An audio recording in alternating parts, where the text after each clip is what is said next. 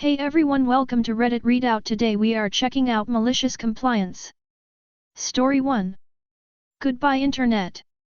My malicious compliance story.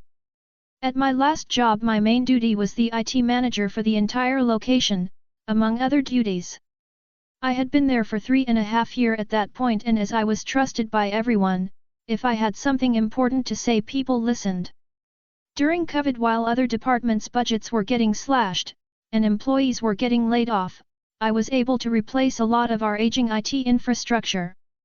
At the beginning of my last year there, the owner hires a young, I only tell the truth, even though you won't like it, narcissist as his second in charge. He hired this bonehead as his successor to run this location, while the owner would focus on opening up a second. In the first 3 months, bonehead pisses off everyone, to the point where 15 people from various positions leave the company to find another job. This is during the pandemic, where a lot of people were thankful they had a job, and 15 people were like, I am going to risk finding another job in the middle of a pandemic rather than stay here. He was that bad. As Bonehead started to piss off our customer base, sales started to suffer, we switched over to cost-cutting mode. The owner had largely checked out at this point. So, long-time vendors were replaced with friends and family of Bonehead, services were downgraded or cut, pay plans for the sales department were jacked with, which further eroded the morale of the workforce. One day Bonehead comes to me and tells me to stop doing safety checks and maintenance repair on our products so sales could post larger sales grosses. I loudly objected, and went to the owner. As the owner is always happy to hear something about making more money, he threw his support behind Bonehead's idea. A few months of this goes by, and after he fired one of my employees on my birthday because he refused to give Bonehead access to server room. It was restricted to me, owner and my employee. I knew it was time to go.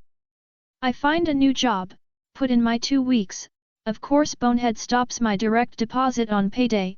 The day after I put my 2 weeks in, I decide it isn't worth working the extra 2 weeks and inform they I am out of there, while filing with the state over my wages being withheld.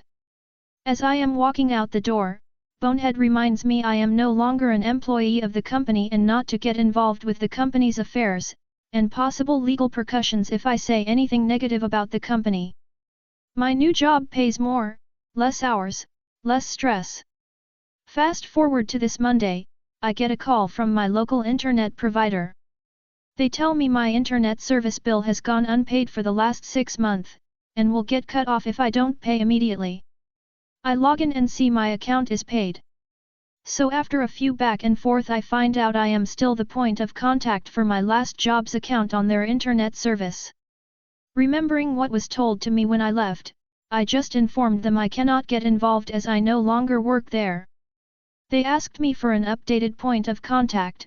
If they cannot get one, they will be forced to suspend their service.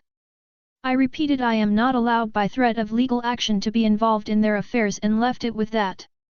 An hour later, a buddy I know who still works there, called me and told me they had to stop working as their internet service was shut off. I played stupid, but it took 3 days to restore it. Story 2. Complained to me pretending to be a patient's father. Well, let's involve her parents then.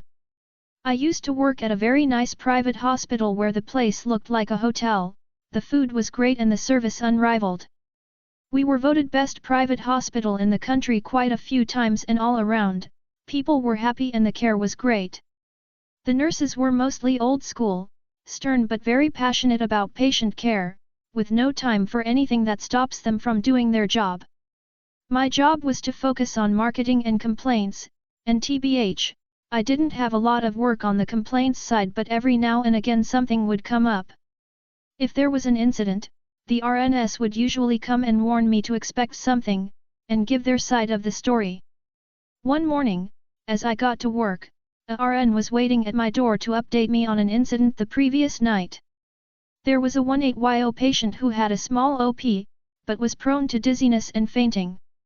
Now, slip and falls are a big thing in hospitals, and these incidents get monitored very closely.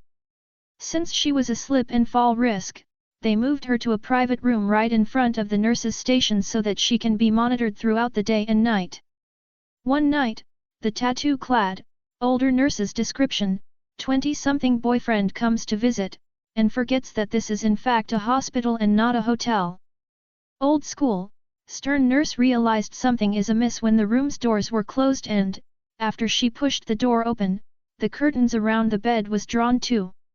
Seeing the privacy takes second priority to a patient's healing and safety in a hospital, old school nurse wasn't having any of this. She pulls the curtains open, pulls the boyfriend out of the hospital bed and gave them both a talking to. Tattoo boyfriend left soon afterwards, apparently furious that his evening was ruined. Sure enough, 2 hours after the nurse visited my office, I get a mail from patient's father, detailing how his daughter's privacy was invaded the previous night, how she had a private conversation with her boyfriend, and how they were unfairly treated by a nurse. I was surprised that an older gentleman would write an email to a hospital with so many spelling errors and complete lack of punctuation, but the email address, something like tattooguy@gmail, was a total giveaway as to who the real author was. Now, technically, I was just able to reply on the email, detailing our experience and side of the story. However, sharing private patient information on an email to an unconfirmed email address is bound to get me in serious trouble. So, I did what any sane, and perhaps, slightly malicious, person would do. I called document control and asked them to pull the email address on file for me. This happened to belong to her mom. I forwarded the email to her, mentioning that I received the following email from her daughter's father, but since she is the contact person on file and we need to stick with the people that we have permission to contact, may she be as kind as to share our response with him? I then detailed what the nurse told me about the patient being a slip and fall risk that requires constant monitoring, about the boyfriend visiting, about the door and curtain being closed, and the nurse catching them in the hospital bed together. I apologized on behalf of the nurse for invading their privacy, but explained that open doors are protocol to ensure a patient's safety. Main priority is getting a patient safe, healthy, and back at home as soon as possible.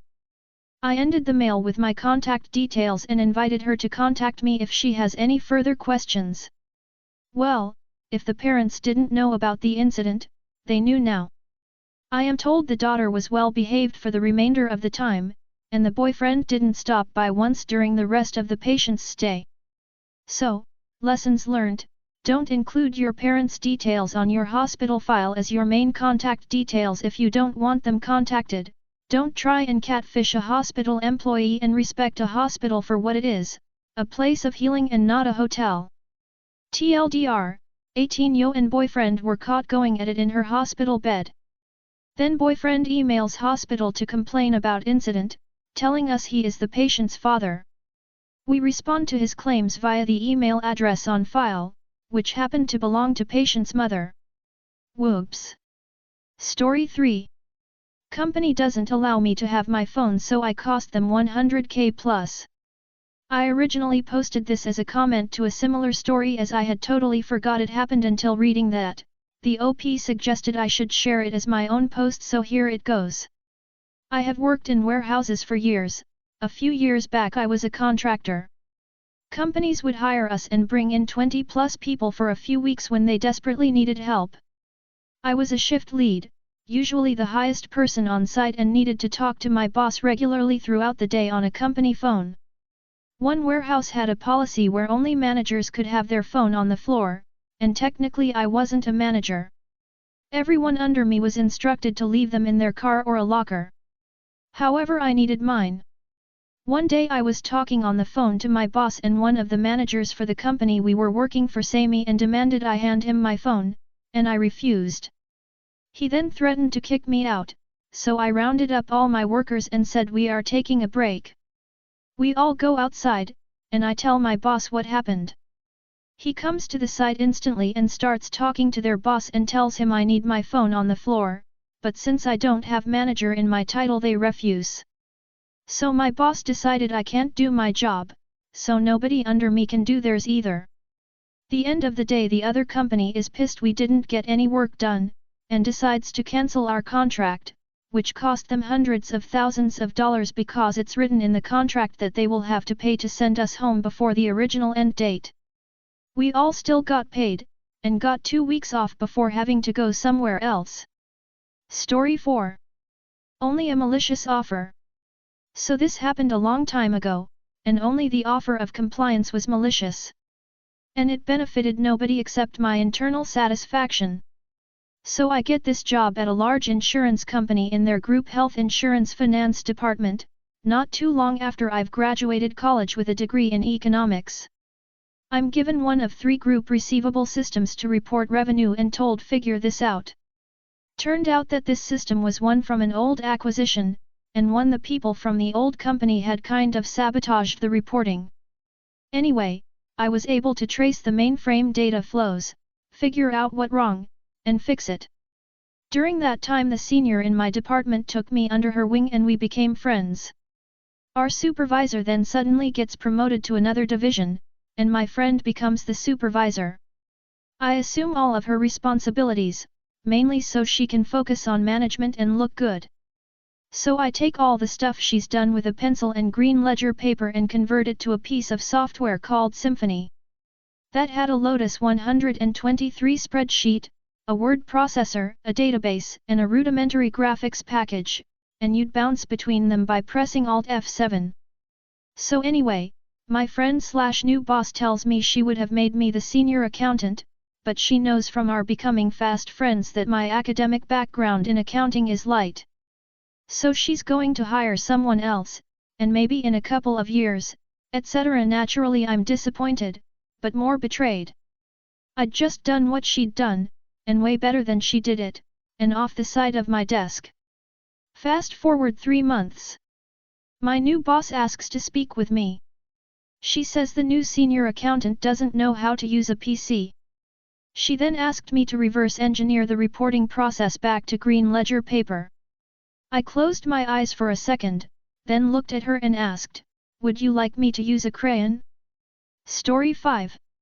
Forbid me to have a bigger apartment so that my daughter can visit me. This obviously didn't happen in the US. Was told it would fit in here. The thing is about 13 years ago. I've always worked a lot in the social field. That's how I got the following story with the son of a friend of mine. He was in the process of getting his life under control, own apartment again, registered at the job center, Abendreal in the morning. His main problem was his ex-girlfriend, together they had a daughter. In order to be able to have his daughter with him at the weekend, the Jugendamt asked for another room in his apartment. The job center refused the larger apartment since he lives alone.